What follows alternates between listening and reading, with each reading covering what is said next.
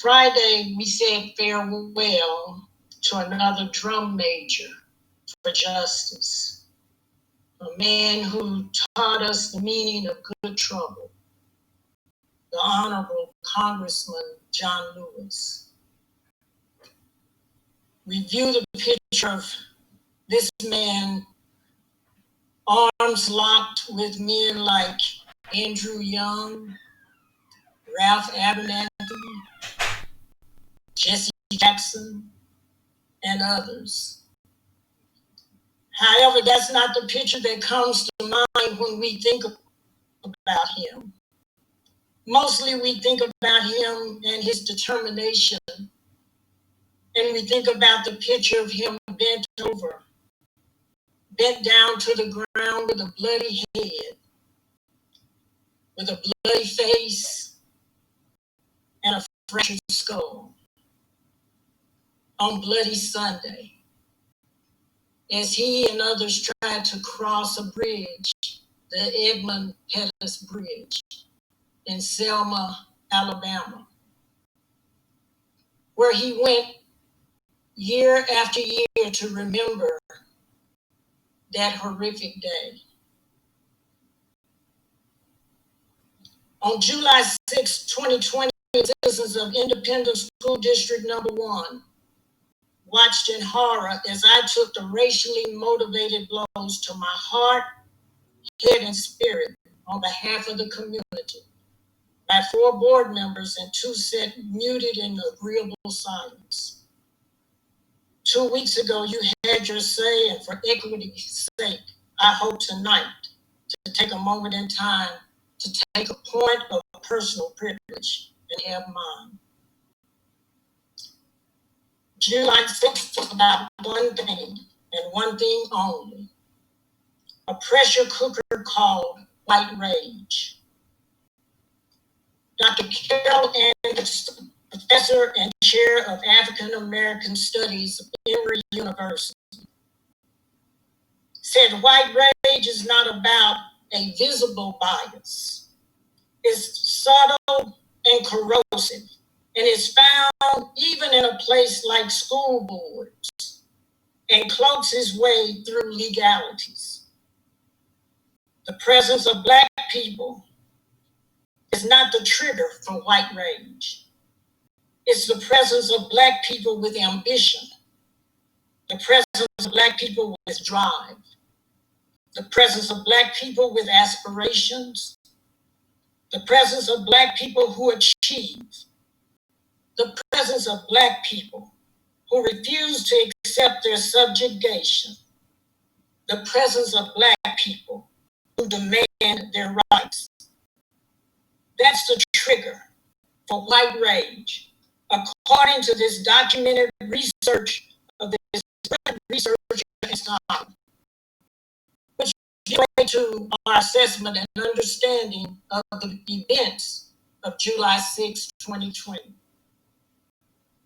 We often talk about Dr. King when searching for life's explanations to bigotry, hatred, racial injustice. But Dr. King often turned to the wisdom of Gandhi for revelation. Gandhi had these most revealing words for human contemplation: keep your thoughts positive because your thoughts become your words. Keep your words positive because your words become your behavior. Keep your behavior positive because your behavior becomes your habits. Keep your habits positive because your habits. Keep your values positive because your values become your destiny. The occurrence of that night, according to Gandhi's principle, was the destiny of this board, because it was the fruit of its thoughts, words, behaviors, habits, and demonstrated the values which have been timelessly critiqued by the court of popular opinion. And that is the opinion that accounts, and it manifests in the state of education and relationships within this district.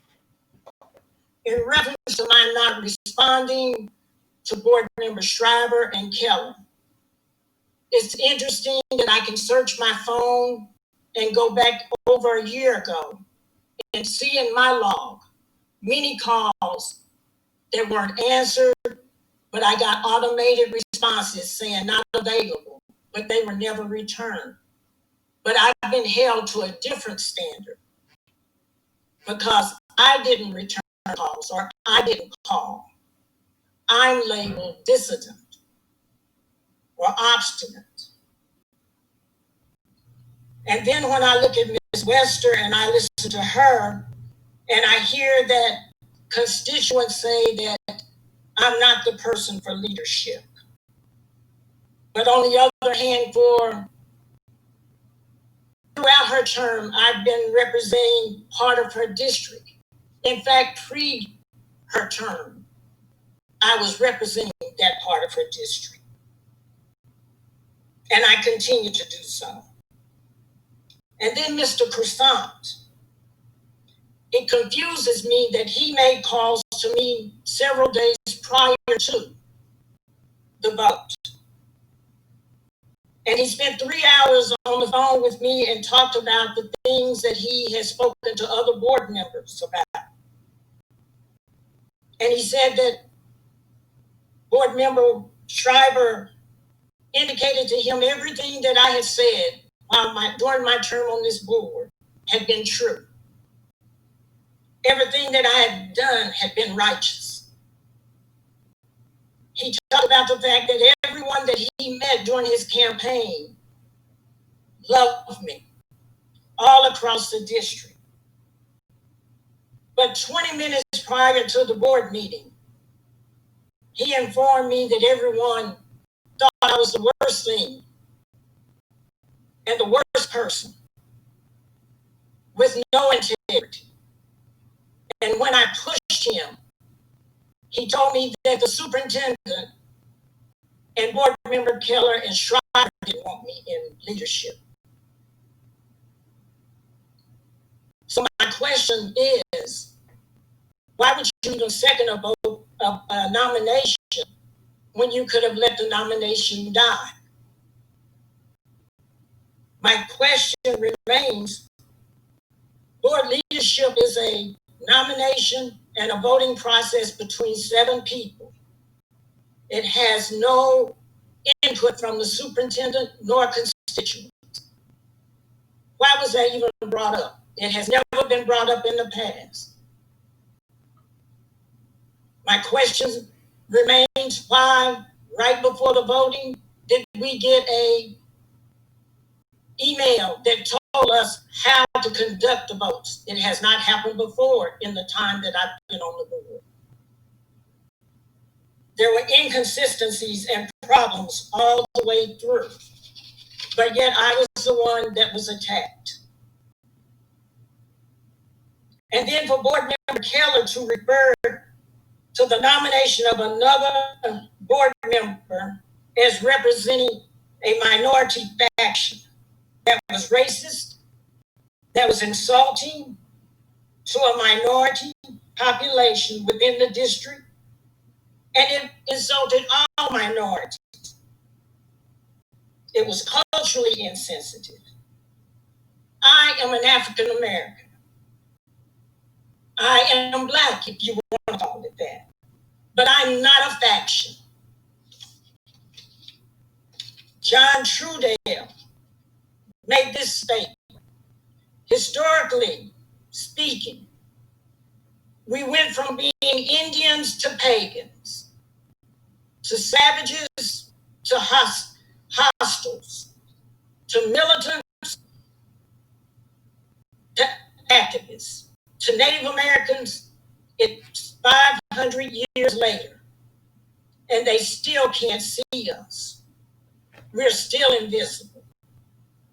That's the only reason to refer to people as factions. You see them as afterthoughts or invisible.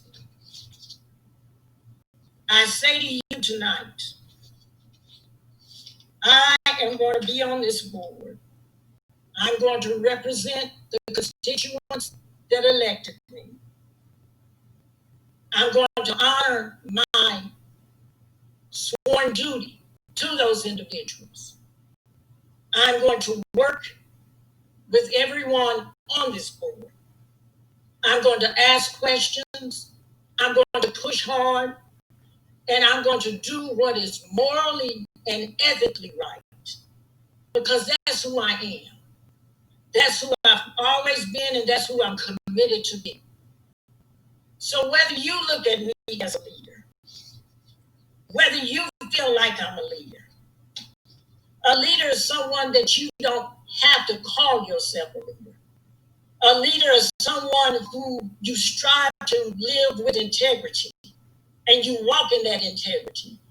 And it's by the intent of your actions and your integrity that the people view you as a leader. And based on the public outcry and outpouring of love and support, then I feel like I'm a leader without question. Thank you.